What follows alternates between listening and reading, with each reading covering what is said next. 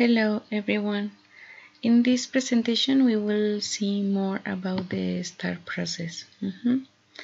And the Language Center has carried out classroom observations implementing the skills for teaching assessment record since 2016 throughout the UAH schools and faculties.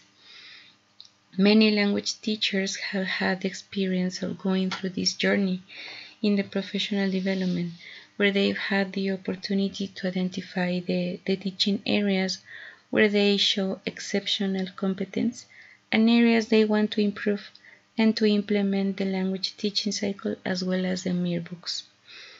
So if you know a teacher who has been through the classroom observations, please take the chance to ask your colleague how the process was and how he or she felt about it, because sharing experiences among colleagues is also part of your professional development. The aspects that we are covering in this presentation are who the observers are, the stages about the process of observations, the support after those observations, and the results. The observers are the coordinator or the responsible for English at each school in the university, as well as the members from the Language Center. All of them have been trained on the system and how to provide feedback and how to use the STAR. They all know how to use it and all these 6 teaching competences.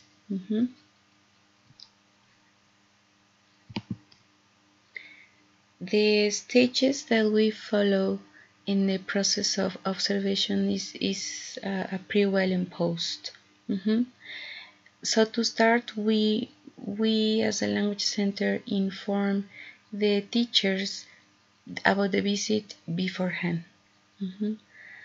But gradually we expect to visit the schools without informing the teachers nor the principals, because the classroom observations should be a common practice among the schools and among the colleagues.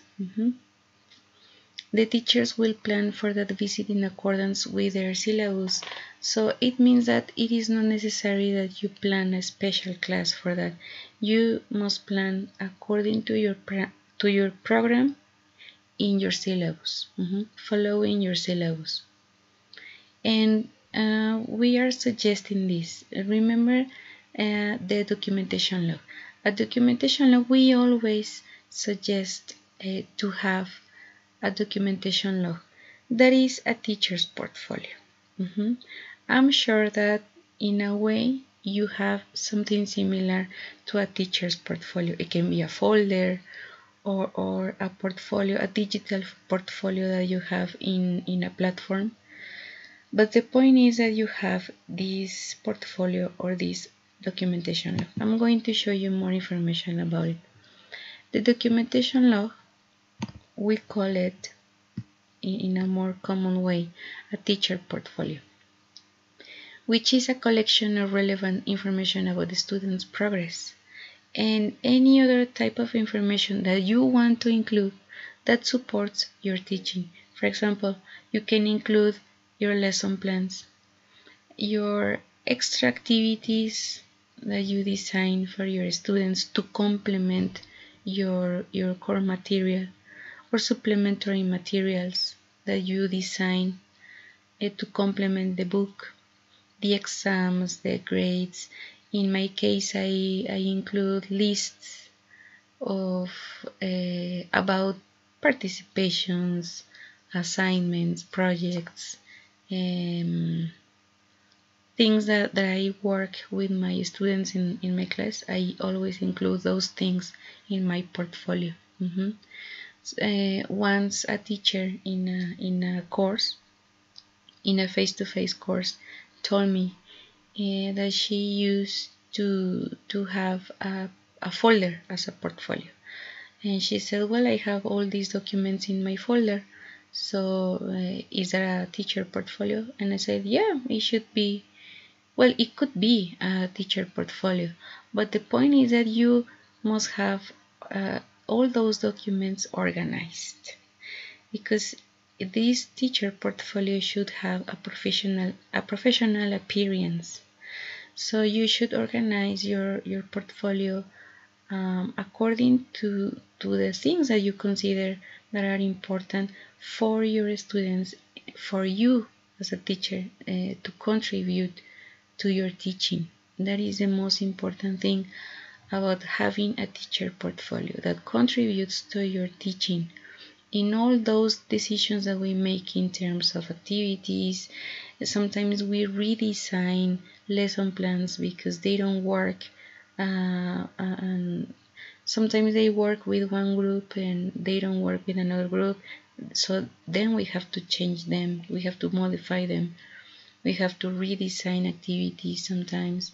So all these things that I am mentioning should be in your portfolio, because your portfolio is a reflection of your teaching practice and the decisions that you are making time to time.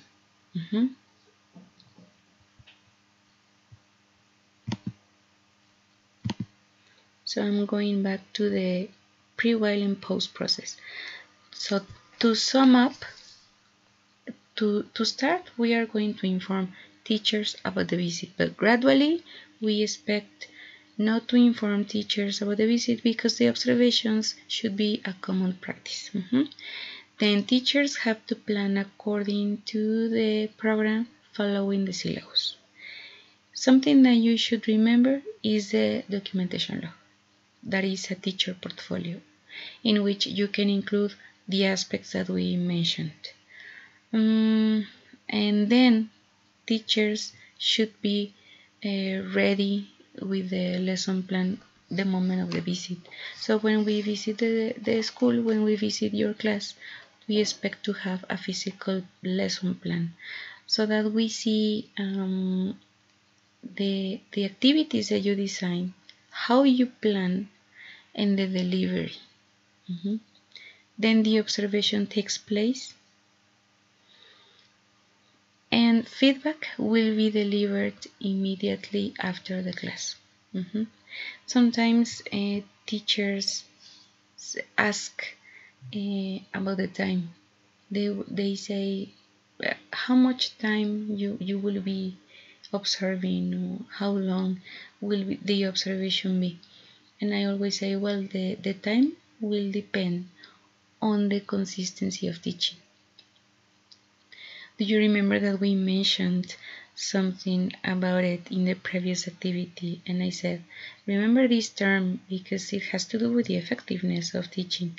So as long as we observe this consistency of teaching since the very beginning, maybe the observation will be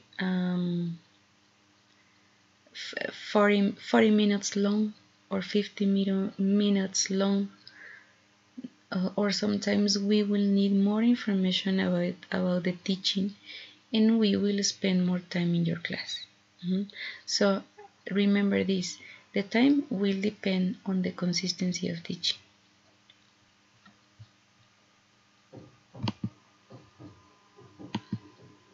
And what about the support after the observation? The support is in the development plan. That is the opportunity to improve. The development plan is one of the most important parts in the STAR, because the development plan is giving you the chance to improve in specific areas. We also have these pedagogy consultations with the Language Center members and colleagues. So if you have any consultation, any doubt or any question about any activity, topic or lesson that you see in the books, how to plan a specific topic, you can have these pedagogy consultations with members in the Language Center and also with your colleagues. In your academy, you should have this type of communication in which you can have the opportunity to say, I need help in designing this activity, in planning this topic, or something alike. And this is something that I included, and I consider this is important because it is also an opportunity for you to get fresh ideas about teaching and about designing activities. When we attend all these conventions, these workshops, congresses, we are having another vision or another perspective of teaching. So I think those are good options for you to support your development plan. And the results, well, to finish, the results will be informed to the teacher in the feedback session. And the language center will inform the principals. And why we will inform the principals? Because they are the ones who make the decisions in terms of the number of the groups, number of hours, the teachers, the organization of these schedules. So it is important that they know these results. And the results obviously are confidential. They are not shared with any other areas in the university. They are confidential. They are only for you to improve the areas that you have to work on. So with this, we finish this presentation, this information about the STAR process. Now answer the questions that you have in the forum, but I want you to include one question if you have any doubt about the STAR process, and I will answer it. Okay? Thank you.